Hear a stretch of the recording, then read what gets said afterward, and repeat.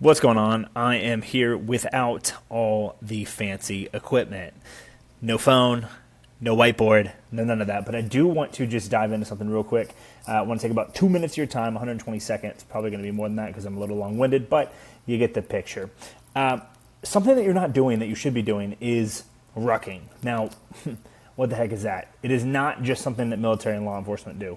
Predominantly, the people that typically are rucking day in, day out are military or law enforcement or some sort of special operations or some sort of first responder, right? And rucking is simply having weight on you. It's the same thing that people do when they're going mountaineering, right? When you're going into an elk hunt or you're going into backpacking on the Appalachian Trail or anything like that. It's essentially just loading your back with weight, right? And going out for distance, time, speed, etc.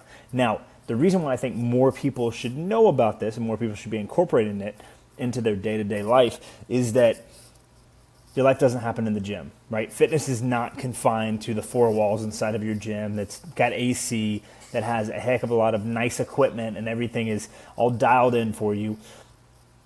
Your fitness to be put to the test, to have an understanding of what your ligaments, what your joints, what your cardiovascular endurance looks like, happens outside of the gym. Yes, you train, right, in more of a controlled environment to control a lot of the variables so that you can focus on specific stimuli. But all in all, when you really step back and think about it, your day-to-day, you should have the ability, right, to go out in nature, to go on a hike, to carry a backpack while you're hanging out with friends and do that direction. And so I think that's something that would be extremely beneficial for most people if you're not already doing this, if you're not already an outdoors person, is finding a scenario in which you could implement outdoor training, right, with a weighted pack. Whether that be a book bag, that be a rucksack, that be a weighted vest, what have you, some sort of weight bearing on your back, somewhere between maybe 15, 20, 25, 30, 45, 50 pounds, starting at small distances and then kind of working up. I think that,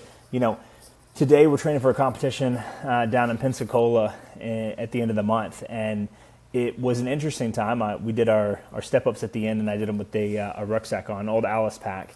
And so it doesn't have to be, a $200 rucksack from GoRuck or 511 or Rogue or anything like that. It can literally be a JanSport backpack with some weights in it or some books in it or your stuff for the day plus a gallon of water. Like you don't have to go crazy. You don't have to buy tons of crazy equipment. It costs you $10 at Goodwill to get a book bag that you can put on your back that you can ruck on. Now, the benefits of this, what are they? Well, all in all, you're going to get a little bit more of a full body push from an activity that usually is something that is very easy. So like walking is usually something that, if you're able-bodied, you have the ability to do. But if you were to slap a backpack or a weighted vest or your JanSport backpack or a plate carrier on your body, and you were to do those same steps with that on, not only are you going to get more out of it, right, cardiovascularly, you're also going to be able to push a little bit on the legs. And so not everything has to happen with a barbell, a kettlebell, a dumbbell, and what have you. I really think that if more people got in the position where they were implementing this, overall the translation of your fitness to life would be higher, right?